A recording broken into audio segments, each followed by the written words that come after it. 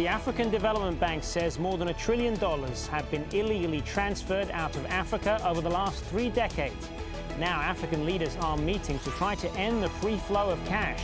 So where's the money been going, and how can Africans fix what has become an expensive problem? This is Inside Story.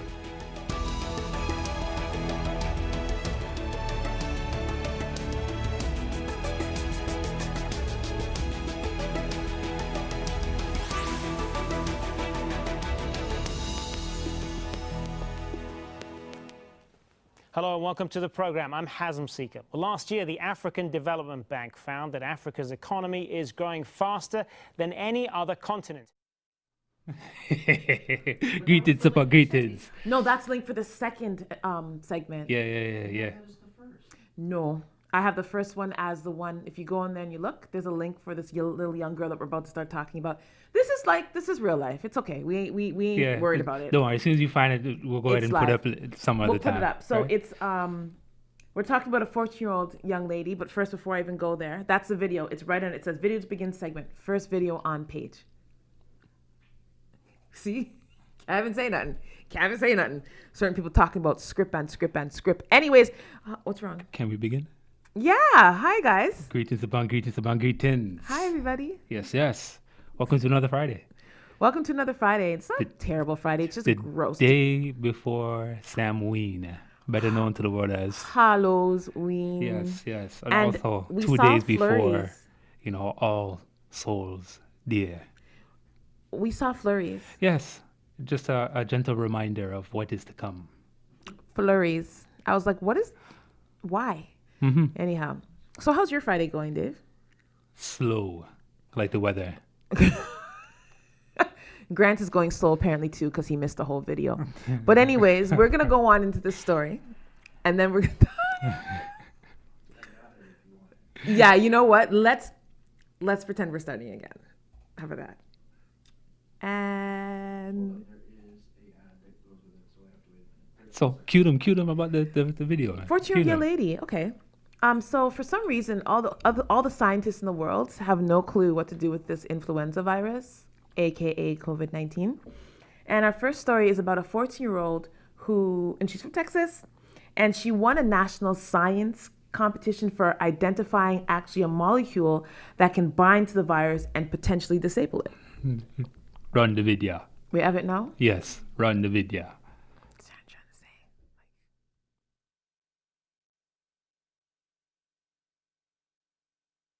A 14-year-old Frisco girl. Maybe, now that the teenager has won a nationwide contest for her work on the very subject.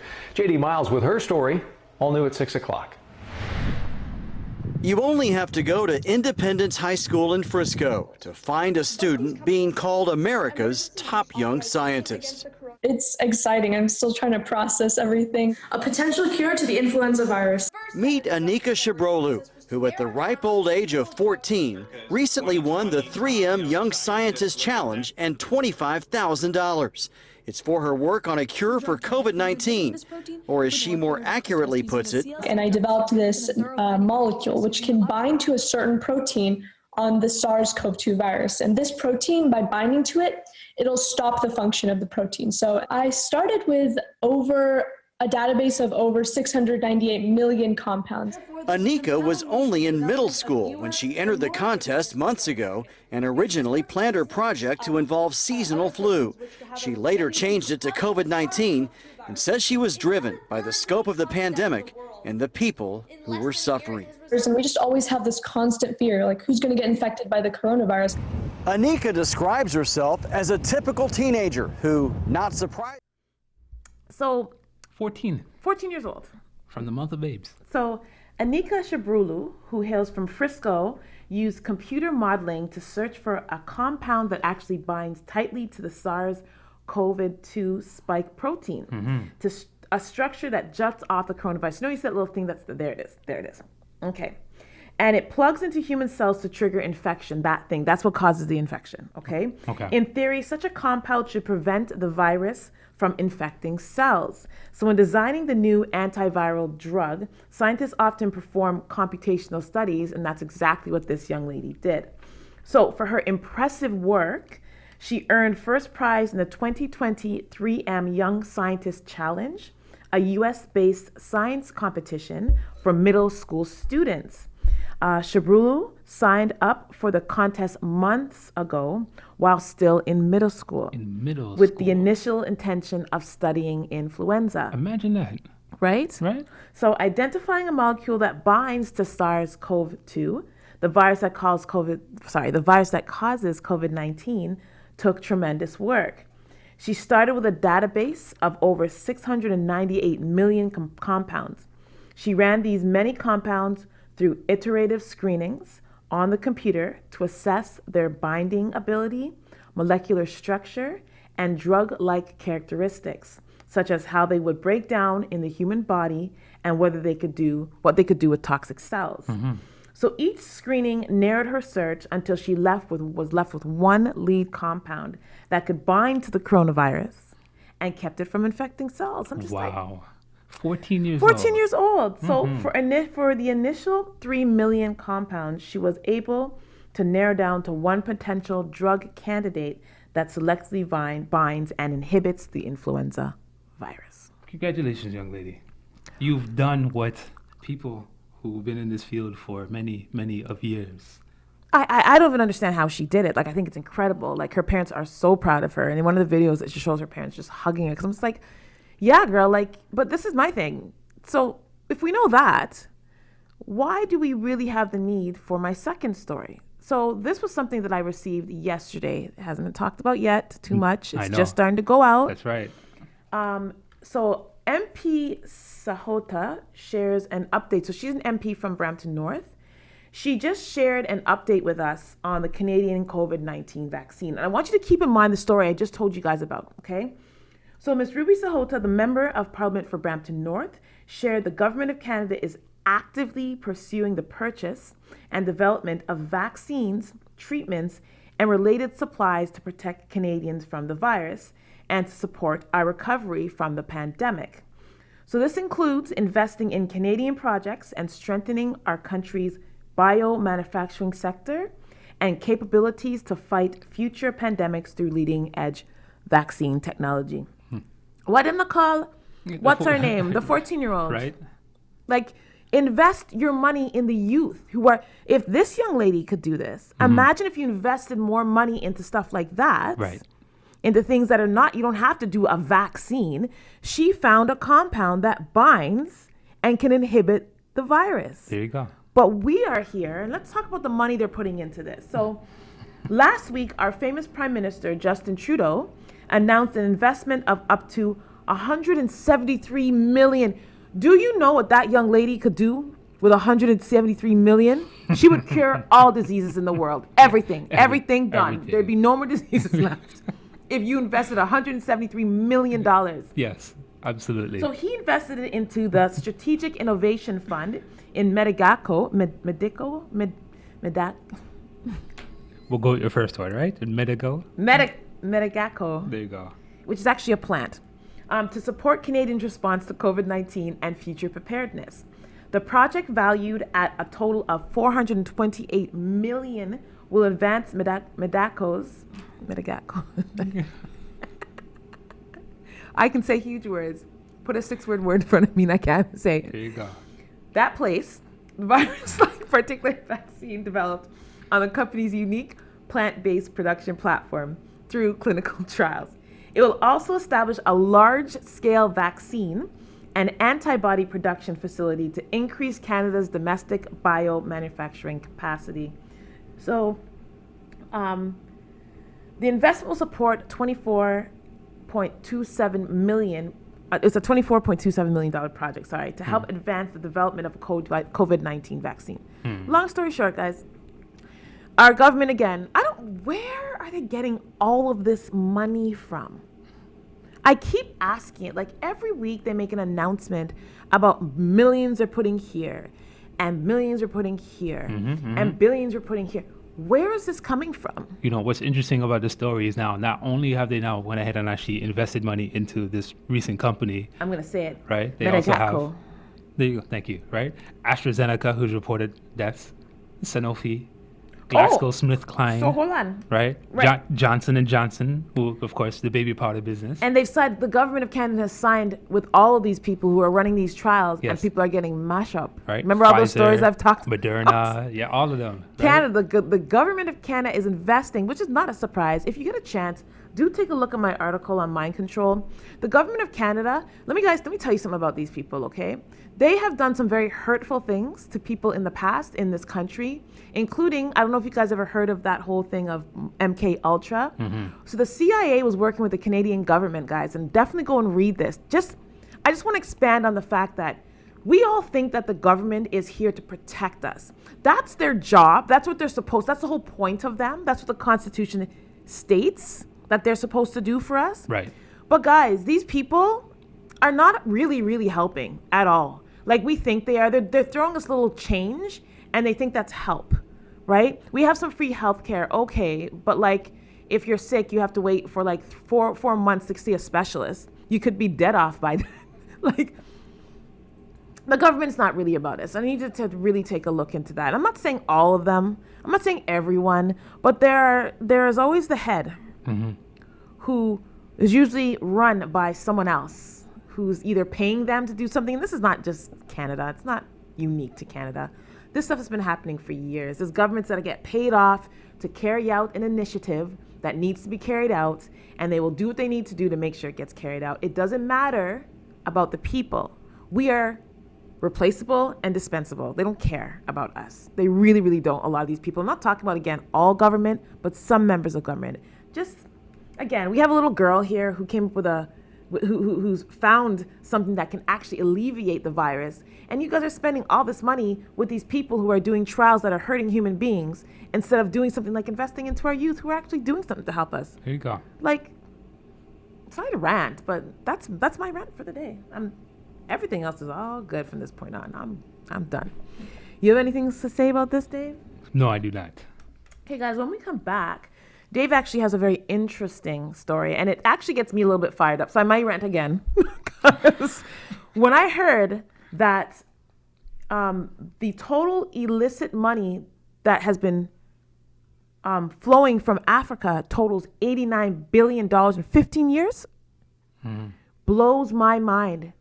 For some reason, one of the richest continents on this planet is broke. Why? We're going to talk about that when we come back on A Better Tomorrow.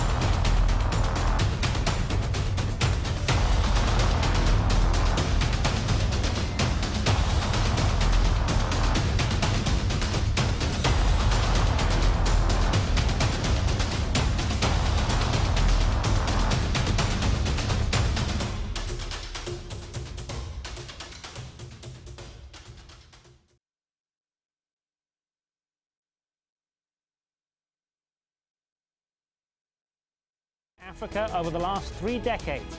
Now African leaders are meeting to try to end the free flow of cash. So where's the money been going, and how can Africans fix what has become an expensive problem? This is Inside Story.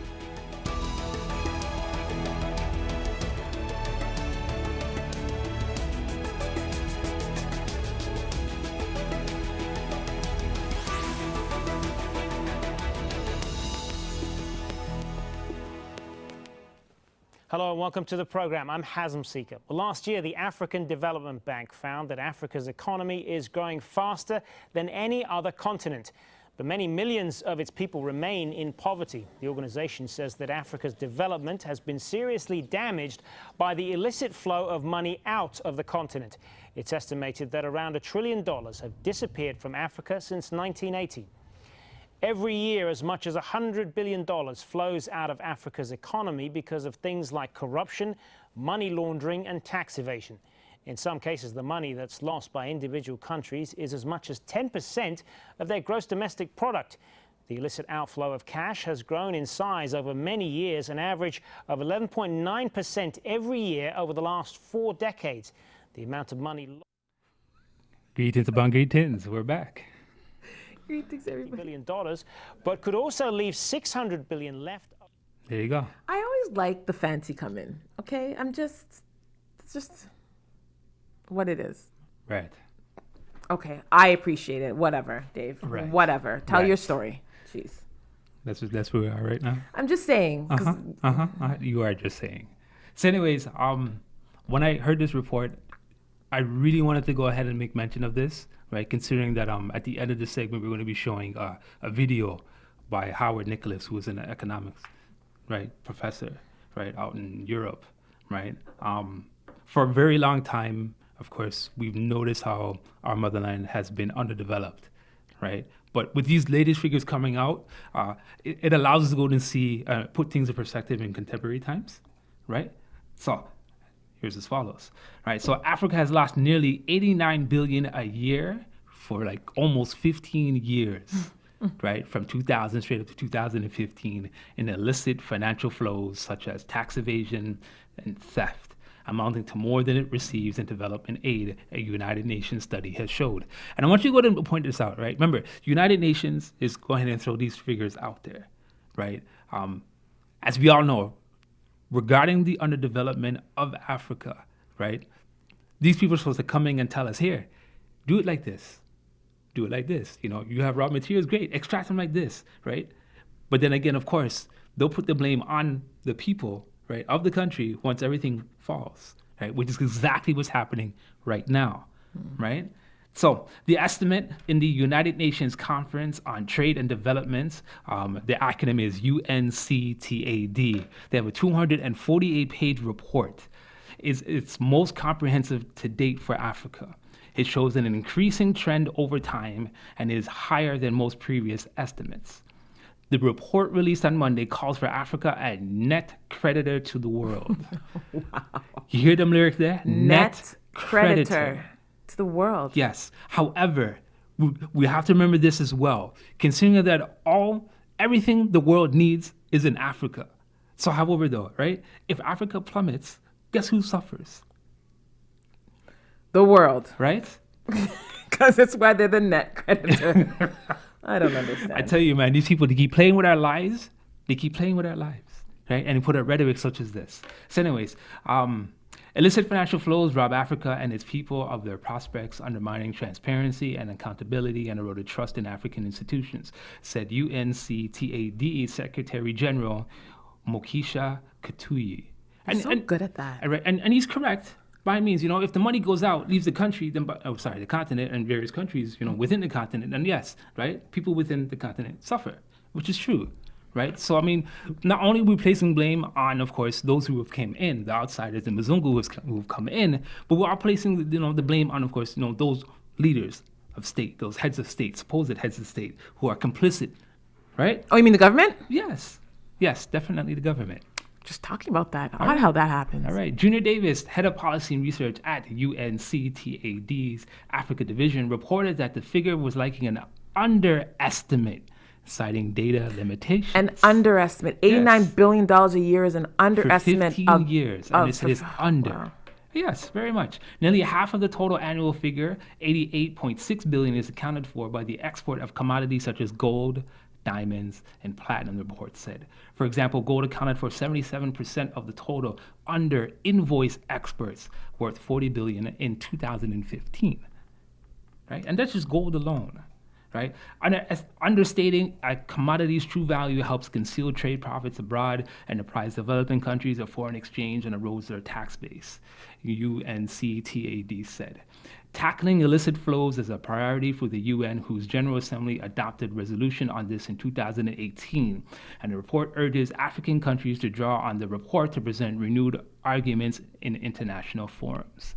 Now, again, right? When something goes wrong, it's all your fault. However, though, these people continually flow money in and say, yes, come, let's go ahead and extract your raw materials like the way we've done in the past, like the way we've done. However, though, right, as Howard Nicholas, and this video has been floating around for quite some time. However, though, I implore everybody out there to go ahead and look up Howard Nicholas, right? He's one of the foremost research scholars when it comes to economics. This man will go ahead and break down the UN, the World Trade Organization, right? So it's very mundane, so that way everybody can go ahead and understand what exactly has happened to our beloved motherland, right? I want you guys to listen to this video. Right, very much, you know? It's just a small clip. I definitely suggest everyone watch it in entirety, but it definitely brings some things to light, right. Things that we already knew. But it's good. I like to hear, again, repeat the information so that it sticks. For sure, right? Psychic driving. Read my article. Anyhow, continue. Excuse, right? So, if you need something like, for instance, reading material to go ahead and go along with this, Walter Rodney's book, right, On Development of Africa, was an excellent material, right, for everybody to go ahead and actually pick up, right? Because not only is he dealing with, of course, what happened with the slave trade, but Howard Nicholas goes ahead and actually rounds everything up, right, within contemporary fashion, right? So we can go ahead and see what's been happening, continuously been happening, right? I mean, when you guys get into actual learning in regards to like the trades, right, and how everything really works within our world trade, right, and what these people subject these developing countries to, it's just atrocious in regards to how these things are still being able to go and carried out through to this day, right? There's other pieces of information out there, like for instance, the Havana trade, which the U.S. pretty much ripped up, which probably would have benefited everybody, right? However, though, by means, let's go ahead and run the video. I could go on forever for guys just saying this, but let's go ahead and play the video out there. Howard Nicholas in his truest form.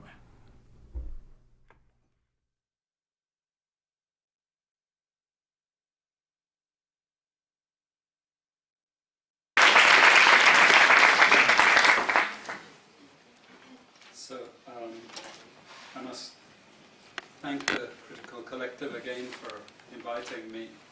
I thought they never would after the last bad thing that I said. I must have upset lots of people, I'm sure. Every time I make a presentation, I upset. What I'm going to try and do is just give you some charts and a couple of tables, just to paint a little bit of a picture that you already know. Okay, so what this presentation is fundamentally designed to say is this. Africa, historically, sub-Saharan Africa, has been fundamental to the global prosperity of the advanced countries. Okay? And Africa had a role to play. It has a role as a raw material producer. We will not allow sub-Saharan Africa to escape that. Okay, we do everything to keep sub-Saharan Africa where it is, also impoverished. It's absolutely vital for the prosperity of everyone else. So let's get clear about that. Okay, and this means all the economic structures, all the global institutions, and the economics we teach everyone is all designed to keep Africa exactly where it is. And whether it is Europe or US or now China, it's always the same. We need Africa to be impoverished because we need those raw materials and we need them dirt cheap. Okay, so that's the message.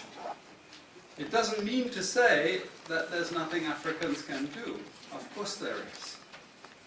Okay, but this is the opposition that they're fighting. This is what it's about. Because if Africa does do something different, I assure you living standards of all those in Europe and North America and Asia is going to fall.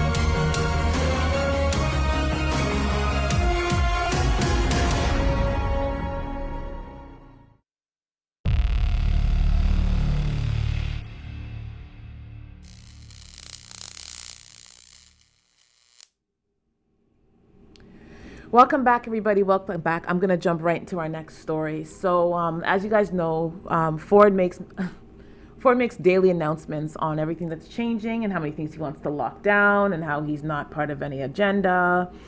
And there's people waking up, and I'm thankful for that. So, Miss Andrea Horwath, the official opposition leader, she actually came out against Ford, encouraging. Actually, the fact she came out on him because she found out that he's been encouraging political meddling in public health advice. So this is what I love about my job? I get these things all the time. I get these little, yeah. So after Doug Ford claimed he encouraged his MPPs to lobby the chief medical officer and repeatedly said he does so himself, the official opposition leader, Andrea Horwath, said the Conservatives should not be attempting to influence public health advice. Of course you shouldn't, but are they doing it? Yes, they are. On Saturday, Conservative MPPs Jane McKenna and Parm Gill sent a letter to the Ontario's chief medical officer pushing back against the anticipated possible pandemic restrictions in Halton Region. So yesterday, Ford said he supported the decision to do that. It's shocking that Mr. Ford would publicly endorse the efforts of his own MPPs to attempt to influence public health advice about whether further pandemic restrictions may be needed. The provincial government's decision about how best to keep the public safe during the pandemic should be based on expert public health advice. That advice should not be based on medicine, it should be based on medicine, not politics. And that's something I want you guys to realize right now. Everything that is happening, you guys all think, most of us think this is about our health and medical and stay safe. This is all political. And you need to understand that. I'm glad that she came out with this. So we might not have been brought to the brink of another economic and health disaster in the second wave of COVID-19 if Mr. Ford hadn't been doing the bare minimum and pinching pennies. Now he and his MPPs are actively pushing back against further pandemic restrictions that might be needed to prevent things from getting even worse. So they want to shut down Halton. Halton was open all throughout. Listen, this all just sounds like political gamemanship. Oh, it is. Right? It is. It absolutely is, right? Everyone wants to look like they're being, all in the CM bed. But I always appreciate when people do. It's good to hear that people are hearing these politics. It's good to hear because we're getting a lot from Ford because he's a premier. So people are getting Ford every day. So this is why other leaders are starting to speak up and saying hey, there's some stuff happening here, So I appreciate, thank you team for sending this in to me. I invite all parties. It just sounds like Halton's going to be closed down. probably They better not close early down as next Halton. week. They better not. I pray they don't. I had a great COVID-19 experience in Halton because everything was open and their counts were very low. So anyhow, let's move on to something kind of cool. Yes, on our beloved JA. Jamaica, big up yourself. Yes.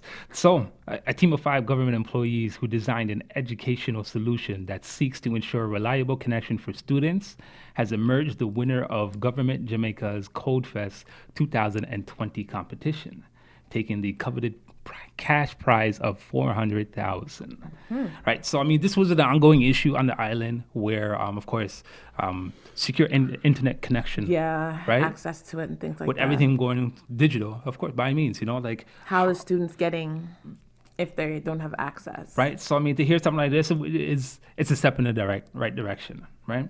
And so the team is comprised of Trevor Brown from the Accountant General's Department, Erica Virgo and Shalise Bryan from eGovJA, and Chevroy Lindo and Bertlin Hope from Jamaica Intellectual Property Office.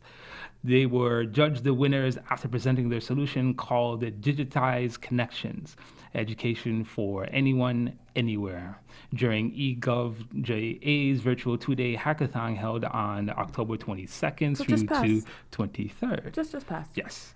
All right. Among other things, it seeks to ensure reliable and continuous digital access to educational provisions for students now doing classes remotely due to the coronavirus.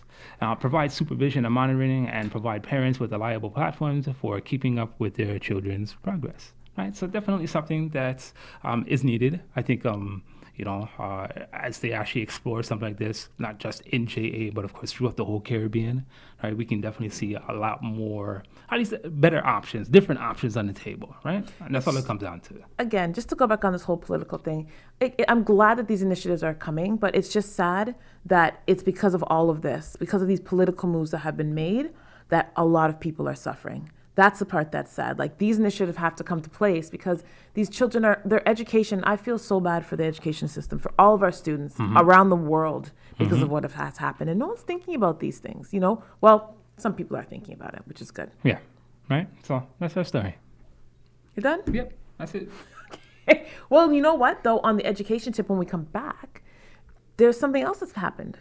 Another initiative that's come up because of this. And I'm proud that things like this are happening because our children, our future is the most affected by what's happening right now. I don't think you understand. Their education is destroyed. Everything this year has been a mess. So I'm glad to see that the islands and people in the islands are like, you know what? They're adapting and making sure that their children get the best education. We'll talk a little bit more on that story when we get back here on A Better Tomorrow.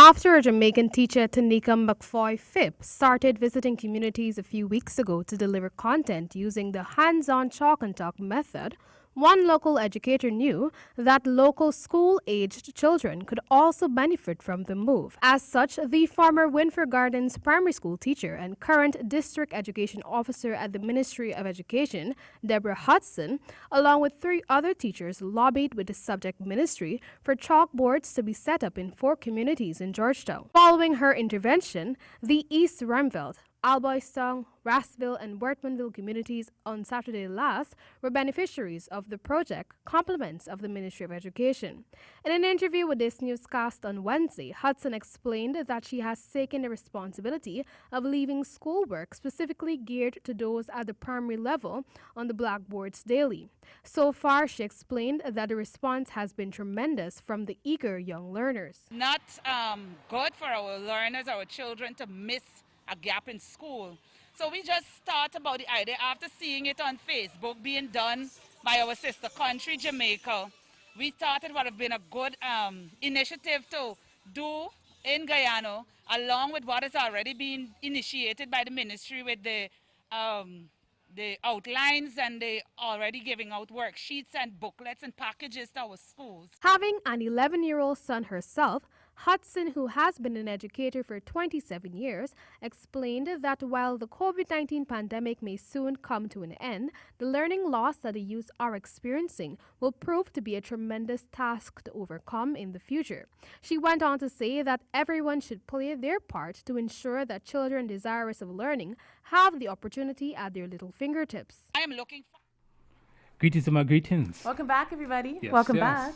You know, I really love this initiative, and it's a great way to go ahead and end off our segment. I think so too. Right, especially since that the children have been suffering, right? And we said that so many times, and it isn't just, of course, here in the Americas, but around the world, they've definitely been affected, right? And I appreciate the initiative that was started out in Jamaica and now has moved into sweet GT. What are you talking about? What's GT? Guyana, man, Guyana. But it's no T in it. It's still GT, man. I'm just making up things about sweet. That's sweet TNT. Leave it with that. Guyana has something else. We'll have to ask Trish what it is. All right, so in Guyana, there has been a number of blackboards which were set up in several underprivileged communities in the city, have already piqued the interest of several students who have copied the work and are looking forward to seeing what other schoolwork will be placed on the board as the day goes by. The chalkboards were set up on Saturday at locations in East Ruimveldt, Alboystown, Rathville, and Wortmanville during visits from an education team led by Chief Education Officer Dr. Marcel Hudson. Sorry, I apologize for any names that I've mispronounced. All right. I like the blackboard because it has work that I can do, said 9-year-old Roshana Pickett, as she told the Guyana Chronicle, as she copied her work from one of the blackboards set up outside the Assembly of God Church on Durban Street. The aspiring school teacher said she is looking forward to seeing more mathematics and science work placed on the board, as mathematics is her favorite subject and science is the subject she has most difficulty with. Learning materials were also distributed to the children during visits. Dr. Hudson was accompanied by District Education Officer Deborah Hudson, Technical Facilitator Kerwin Jacob, School Inspector Lisa Rice, and teachers Lenshore Rowland and Karen Charles. The Chalkboard Initiative is an adoption of a project that started a few weeks ago in Jamaica by school teacher Taneka McKoy Phipp, as a means of assisting students as they continue to navigate getting an education during the closure of schools because of this pandemic. Schools in Guyana have been closed since March, with learners currently being engaged virtually via a number of media and through the distribution of learning materials to learners without access. Many of the children shared that they are eagerly awaiting the moment when the schools can reopen. They would prefer to be back in their classrooms and have face-to-face teaching with their teachers. I'm so sorry. My phone. No, you're not. I'm so sorry. I No, don't you're know not. why my phone is doing this. Right. Anyways, so what I think, I would love to see happen is that an actual channel, right, be opened up in the islands where teachers can go and actually teach their lessons right? I think it'll go ahead and alleviate some of the issues that a lot of students have been facing. So straight from primary right up into, of course, like whatever, grade 11, grade 12 out there. I mean, whether it's half an hour segments throughout the day, I think that's something that could work out there, considering the fact that a lot of people out there have TVs. Most people don't have internet connection, but a lot of people have TVs. Right, that's a staple. Right? So that means, that could be something where, they can have teachers from different schools go ahead and actually either they come into a station or at a remote location, whatever the case is. They got to figure something right? out. And just but figure I it like out. this. Man. The Blackboard initiative is cool. Yeah. It's something, that they could do right off, right off hand. And like, what, I think you're right. Like something that having like television teaching and things like that, having that type of structure would be really, really cool. But at least there's people making an effort. Yeah, and that's what it comes down to, right? So, guys, thank you. Sorry for the last little mishap. I don't know. I don't know what happened. My phone, like, honestly just went black, and then all of a sudden, it clicked back on again and started speaking. I don't know if they really want to hear this part now. I'm just saying. Guys, it's been one of those days. You guys have a wonderful Friday. Yes, be safe out there. Whoever's doing any of the Halloween stuff. Oh, tomorrow's a protest, guys. Protest downtown. Toronto Community Newspaper will be down there tomorrow in the protest. They will be part of that. Dave's actually going down tomorrow. Our human rights, freedom of expression, freedom of not being isolated. And yes, most important, we're fighting for our businesses. Guys, if this lockdown goes through how it's supposed to go through and how our government is saying it needs to go through, a lot of the businesses that we have, especially in our community, are going to be done. And I don't think people understand the seriousness of it. And maybe they do. But if you are a small business owner, you should be out there tomorrow. You guys have to fight. You have to fight. It's so important right now that you stand up. Because if not, if we don't, and we continue to acquiesce, I'm going to use the word, yes, they're going to continue to impose on us. And it's just like when anyone says, what do they say? What's the saying? You give, you take, what? I don't know. I don't know what you're trying to say. I'm not sure what the saying you're trying to go. I'm just at a loss. People will, y'all know what I'm trying to say. If you take it, people will give it.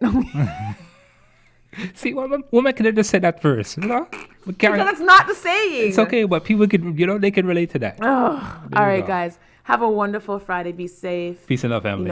Enjoy your week. How about that? Oh, yes. The bars and restaurants are accounting for only 2% of the pandemic. Oh, okay. Yeah. Thanks for the graphs. We have graphs to show you that all these people that are being shut down were being shut down for no reason because they're not the ones. It's grocery stores and schools that right now are accounting for the most, yes? It's because masks work. But masks work, everybody. They're doing a great, great job in the grocery store, apparently. Have a wonderful Friday, guys. I'm done. I have nothing else to say about this whole thing. See you next week. Be safe.